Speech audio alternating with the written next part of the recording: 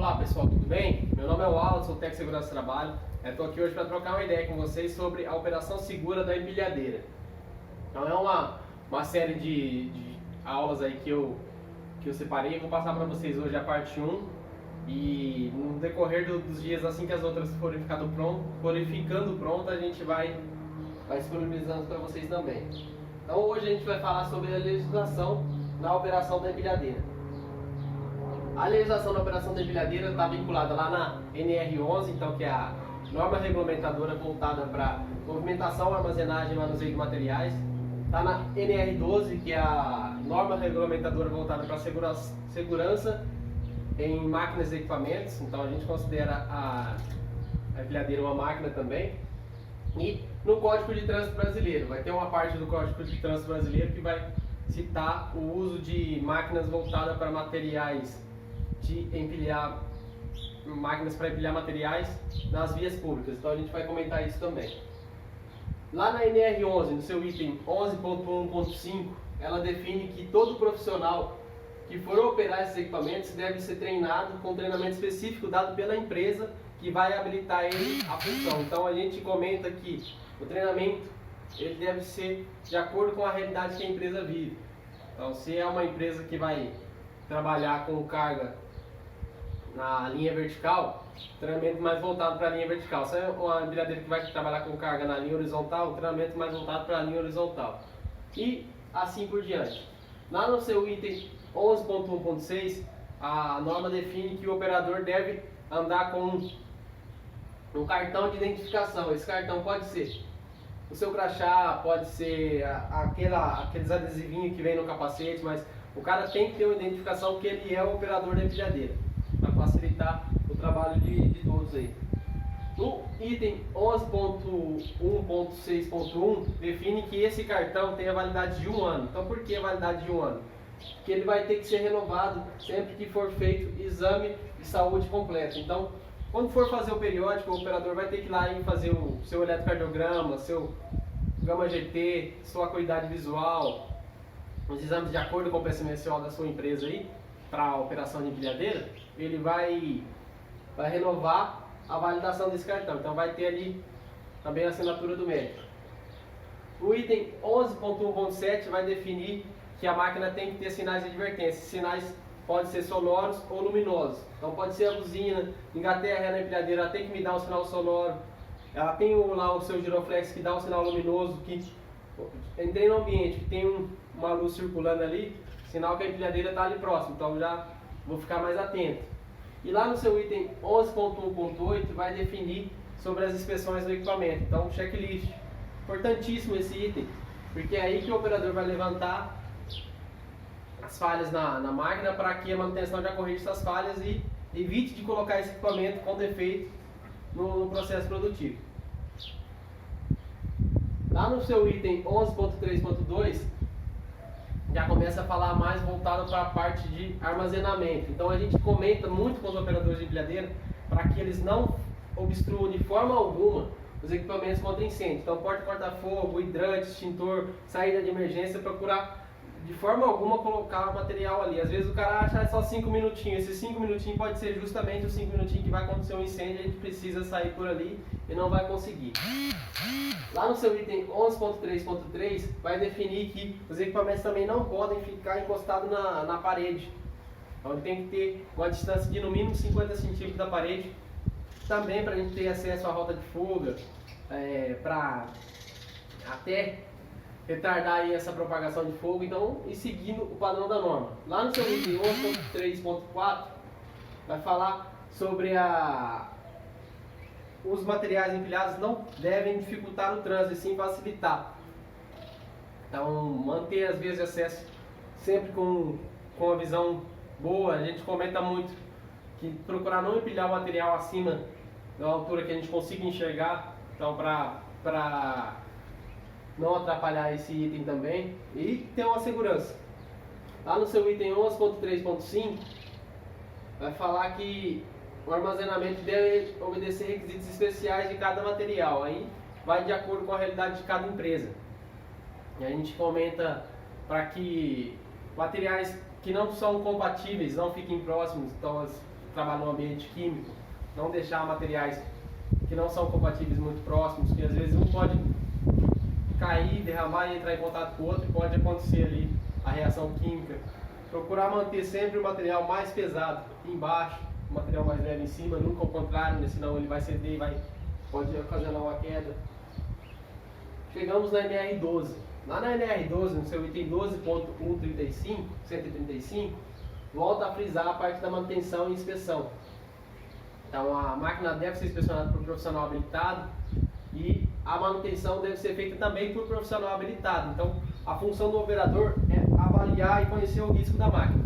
Ele vai chegar de manhã e vai fazer um checklist, ele vai verificar se a máquina tem vazamento de gás, se tem um cheiro específico, então usa ali, igual a gente faz em casa, usa a espuminha com água e sabão, não tem nenhum cheiro, parte para o próximo item. Vai verificar os pneus, se tem condição de uso, pneu dianteiro, pneu traseiro, parte para o próximo item.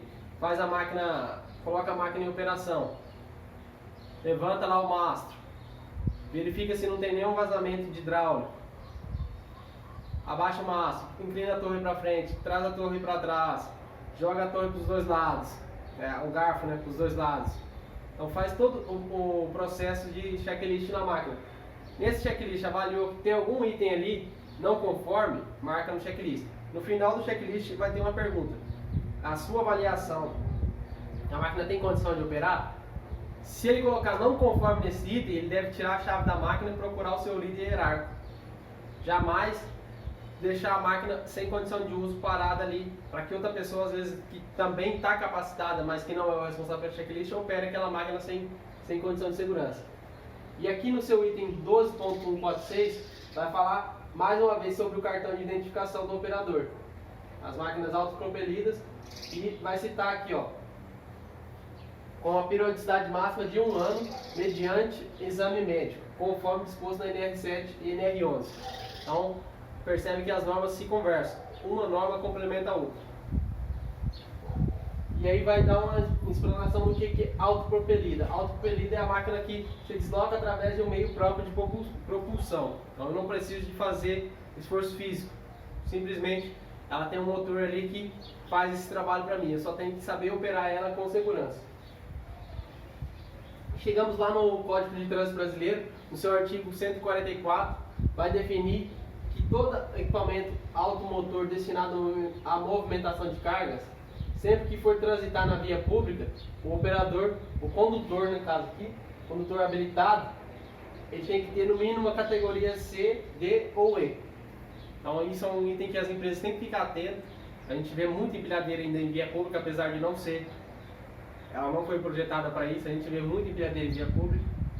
Então a gente tem que ficar atento nesse item também, até para que, se acontecer algum acidente, a empresa tenha o respaldo. Chegamos aí nos equipamentos. Então eu vou trabalhar com vocês essas duas classes de empilhadeiras. Classe 3, transpaleteira. Classe 5, empilhadeira contrabalanceada a combustão. Os tipos de veículos industriais, né? As famílias de veículos industriais são muito amplas, então ela tem diversos tipos. A gente vai trabalhar aí no nosso decorrer a transpaleteira, que é a classe 3, a paleteira manual, que é aquela que a gente tem que fazer a força braçal, ela não é autopropelida, ela só vai aliviar a carga do chão ali, ela vai diminuir o peso para a gente, mas a gente tem que fazer força para puxar ela. E a empilhadeira classe 5, que é a contrabalanceada. São os 3 itens que a gente vai trabalhar aí no decorrer das nossas aulas. Qual que é a diferença da transpaleteira para a paleteirinha manual? A transpaleteira, ela é autopropelida, ela tem força própria, então ela tem um motor ali que vai fazer esse trabalho pra gente. Já a paleteira manual não, a gente vai ter que catar a paleteira, ir lá e fazer força braçal para movimentar esse pallet. Outra diferença, a transpaleteira, ela pode ser que ela tenha a torre de elevação e eu consigo trabalhar com esse material alto. A paleteira, no máximo 15, 20 centímetros do chão, é o tanto que ela vai tirar ali do chão para a gente poder movimentar. Então são duas diferenças também que chamam a atenção aí de uma para outra. Por que a gente tem que treinar os operadores? Principalmente para isso, para evitar acidente. Esse caso aqui É um caso que eu peguei na internet. O operador provavelmente ele deve ter pegado a carga ou além do peso da empilhadeira ou desnivelada, né? Fora de centro. E ele também tomou a decisão incorreta de pular na máquina. Ele pulou, a máquina infelizmente caiu pro caminho que ele pulou e esse cara veio a óbito. A que ponto que chega a imaginação do ser humano? Olha isso. Olha que absurdo. A gente está com uma empilhadeira, levantando outra empilhadeira, levantando uma carga. Aí eu tenho dois cidadãozinhos aqui, mais um pneu fazendo contrapeso para aquela carga. E aqui tem um rapazinho do lado, ó, olhando, aguardando a merda acontecer ou rezando para que não aconteça nenhum tipo de problema aí. Mas absurdo, isso aqui é uma situação que é inadmissível. É possível prevenir acidente? Realidade ou ficção? A gente vai entrar no bate-papo agora voltado sobre acidente. O que é o acidente de trabalho? Se eu for pegar o conceito legal, o acidente de trabalho ele está lá no seu artigo 21, se eu não me engano, da Lei 8.213. E se eu for pegar a Lei 8.213 e for ler ela na íntegra, ela vai me falar que o acidente de trabalho é aquele que ocorre pelo exercício do trabalho a serviço da empresa, provocando lesão corporal, perturbação funcional, que cause perda ou redução permanente da capacidade de trabalho, ou pode até me causar a morte. Então, isso está lá na Lei 8.213. Uma visão prevencionista, o que é o acidente de trabalho? É todo evento que não foi planejado, ninguém pensa em sofrer um acidente, e essa lesão me causou perda da capacidade de trabalho, e essa perda da capacidade de trabalho pode ser temporária, pode ser permanente, ou pode ser até o mais grave, que é o óbito, ou somente danos materiais. Aconteceu um acidente ali, ninguém machucou, mas estragou a peça.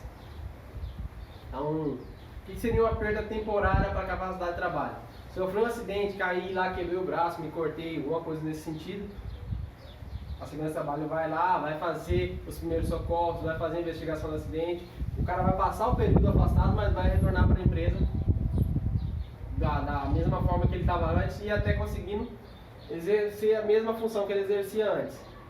Perda permanente da capacidade para o trabalho. Perda permanente da capacidade de trabalho. Sofri um acidente, perdi um membro, perdi um dedo, perdi uma mão. Eu não consigo mais exercer aquela função. Eu consigo até voltar a trabalhar, mas aquela função eu não consigo exercer. Ou a causa até que o cara não consegue voltar a trabalhar e fica inválido. Ele perde a capacidade de trabalhar. E o mais grave de todos, o óbito. Geralmente, todo acidente vai ter a perda de tempo. Todo acidente vai ter a perda de tempo.